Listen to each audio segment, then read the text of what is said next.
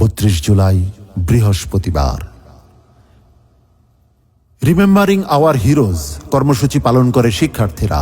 নির্যাতনের ভয়ঙ্কর দিন রাতগুলোর স্মৃতিচারণ, শহীদ ও আহতদের নিয়ে পরিবার এবং সহপাঠীদের স্মৃতিচারণ এবং ছাত্র আন্দোলনে হওয়া নির্যাতনের ঘটনা নিয়ে চিত্রাঙ্কন, গ্রাফিতি, দেয়াল লিখন, ফেস্টুন তৈরি, ডিজিটাল পোর্ট্রেট তৈরি করে দেশব্যাপী নবজাগরণ সৃষ্টি করে তারা।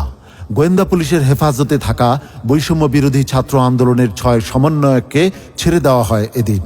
মন্ত্রিপরিষদ বিভাগ প্রজ্ঞাপন জারির মাধ্যমে কোটা সংস্কার আন্দোলন ঘিরে 16 জুলাই থেকে 21 জুলাই পর্যন্ত দেশের বিভিন্ন স্থানে সংঘটিত ঘটনায় মৃত্যু, সহিংসতা, নাশকতা, অগ্নিসংযোগ, লুটপাট, সন্ত্রাসী কর্মকাণ্ড ও ক্ষয়ক্ষতির ঘটনা তদন্তে হাইকোর্ট বিভাগের 3 বিচারপতির সমন্বয়ে তদন্ত কমিশন গঠন করা হয়।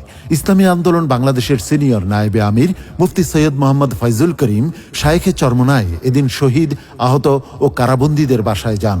মিথ্যা মামলায় গ্রেফতার ব্র্যাক বিশ্ববিদ্যালয়ের সাবেক শিক্ষক আসিফ মাহতাব উৎসের বাবা শাহাবুর রহমান সাহেবের উত্তরার বাসায় গিয়ে পরিস্থিতি জানেন এবং পরিবারকে সান্ত্বনা দেন।